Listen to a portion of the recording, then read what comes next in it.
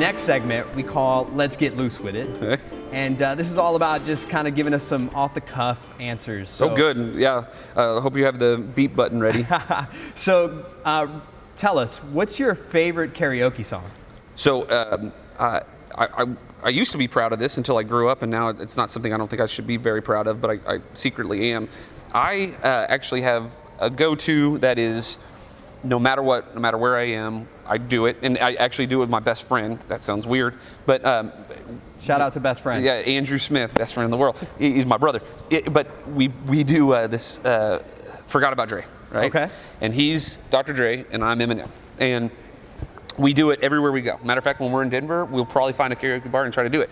Because when we do it, I'm not saying that we're like really great, but I do impersonate Eminem.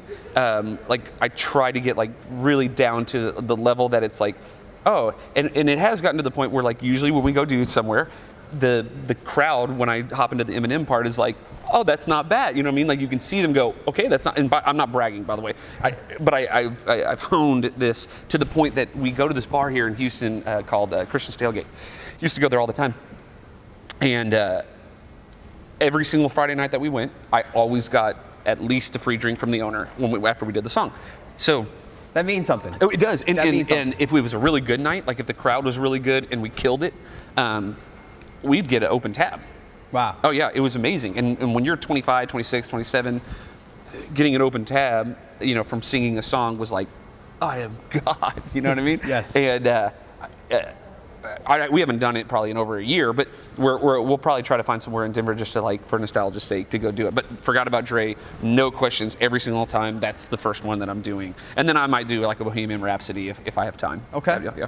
I throw mine in real quick. Yeah. Mine is Return of the Mac. Oh, okay. Wow. Yeah. Right? It's just Return a classic. Of the Mac. Oh, you know. I wish I had a voice. That would have been awesome. So next question on Let's Get Loose With It.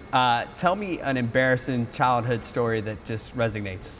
Well, I'll call college childhood. Is that okay? College childhood? Yeah, that's fair. There was a girl that I dated. There was a girl I was really into.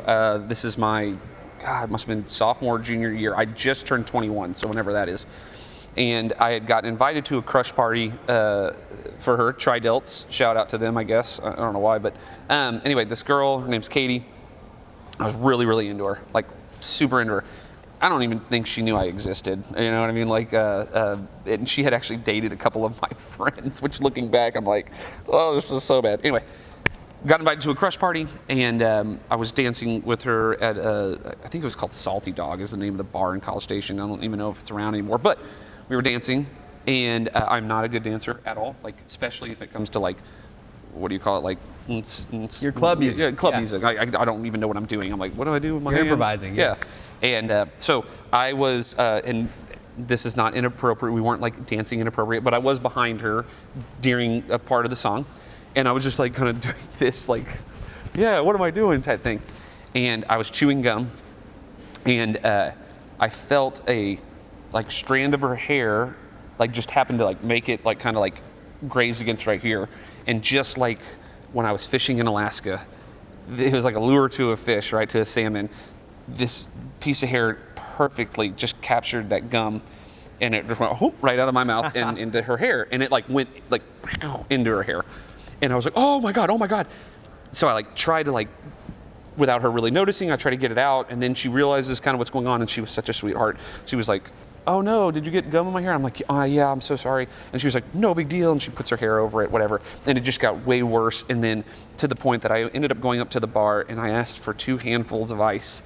And the guy was like, what the hell do you need ice for? And I said, well, and he's like, did you get gum stuck in a girl's hair? Because like, why would you be asking for handfuls, not like a cup or anything? I was like, yeah. Long story short, the next day she had to cut it out.